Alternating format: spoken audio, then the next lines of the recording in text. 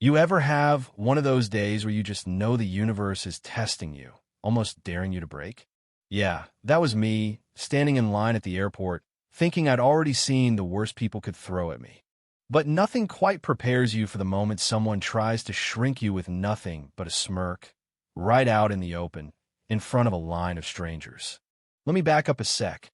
It was early morning at LAX, the kind of morning where the whole terminal seems washed in gold and nobody's had enough coffee to be polite. I was at Silhouette at Gate 24, midnight blue coat, mahogany suitcase, silk scarf, just to remind myself where I come from. You know what I mean? I'd walked through more airports than I could count, seen all the little power plays and fake smiles. But there was something different in the air this time. The static, that prickling on the back of your neck telling you to brace yourself. So I step up to the counter, hands steady, even though I can feel the stares mostly curious, some impatient. I ask, as calm as you please, for my boarding confirmation. And Chloe, the gate agent, her name gleaming on that little plate, so neat and corporate, just lets out this laugh. Not a real one.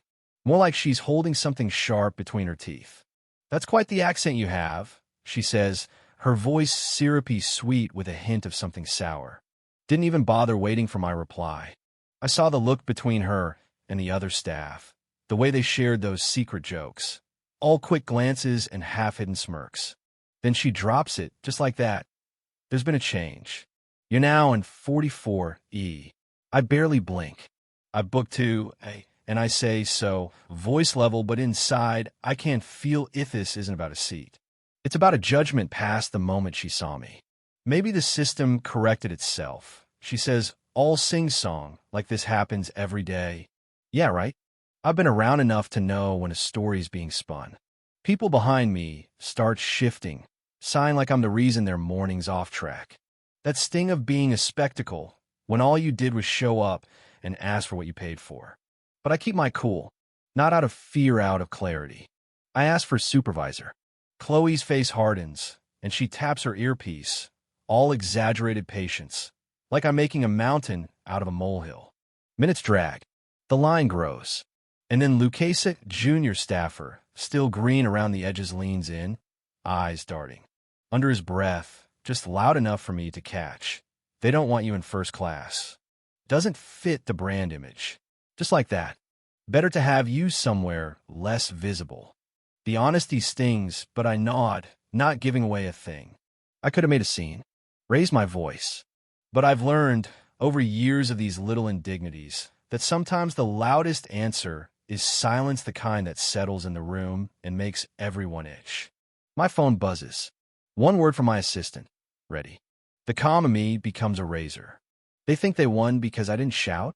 Let them think that. They have no idea what's coming. So I wait. I observe. Chloe moves on, processing the next passenger with fake cheer, never glancing my way again. Grace, a young flight attendant, crosses my path. She meets my eyes for a split second, then looks away, her hands trembling as she straightens her scarf. I see the conflict in her, the wish to say something, but fear clamps her lips shut. Lucas returns, shuffling papers, eyes haunted. Just following protocol, his body says, even if his mouth doesn't. I see him struggling, see his guilt, but not enough to step out of line. That's how these systems work, make it hard to speak, easier to go along. I sit, back straight, suitcase by my side, watching as the last of the passengers board. I'll let the scene settle. The agents avoid my gaze. The crowd dissipates, the tension in the air thick as fog. When I stand, every move is deliberate. I walk to the counter one more time. Chloe glances up, ready to plaster on her customer service smile, but I get there first. "I hope you're ready," I say, just above a whisper, because this story doesn't end at gate 24. I turn and walk away, leaving them with the weight of my promise. That's when the real storm started. Quiet. At first, just little ripples under the surface. Lucas hovers by the computer, lost in guilt. Chloe tries to pretend nothing happened, but her hands are shaking. Grace lingers, caught between her conscience and her paycheck. Nobody says a word, but they all feel it crack, the fracture beneath their routine. Meanwhile, I don't shout, don't file a complaint at the desk. I move pieces on another board of mails. Phone calls, contracts frozen, meetings canceled, silent alerts pinging through networks the airline never knew I controlled. My power isn't in the noise. It's in the leverage, in the withdrawal of trust. The kind that makes executives sweat before the press ever hears a word. By afternoon, supervisors are whispering, security is tense, and the whole operation feels off-kilter. Lucas files a report factual, clinical, but damning. Chloe drafts an apology she never sends. Grace, heart-pounding, finally confesses to her supervisor, cracks the first breach in that wall of silence. I receive a flood of messages from boardrooms and partners across the country. My company's withdrawal isn't just a penalty, it's a statement. The airport feels it. The ripple becomes a wave. And as night falls over Denver, I sit in my office, glass of water in hand, city lights flickering in, send one last message to my leadership. From this moment, dignity isn't a privilege in our partnerships. It's a baseline. If they don't meet it, we walk. No exceptions. The next week, at a private summit in the mountains, I sit with leaders who get it, no media, no hashtags, just truth. We talk about what it means to actually build something new, to make systems where bias isn't a bug, it's a fatal error. The irony? The very people who thought they could erase me with a smile and a seat change, they never saw the storm coming.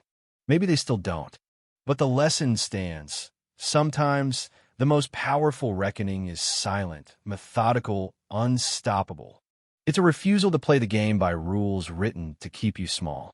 So, you tell me, was I wrong for not making a scene? Or did the real justice happen when silence turned into action, when power shifted hands with nothing but a quiet, uncompromising resolve? You decide. Tell me below, where does dignity begin, and how do we fight for it when nobody's watching? Let's hear your stories, your thoughts.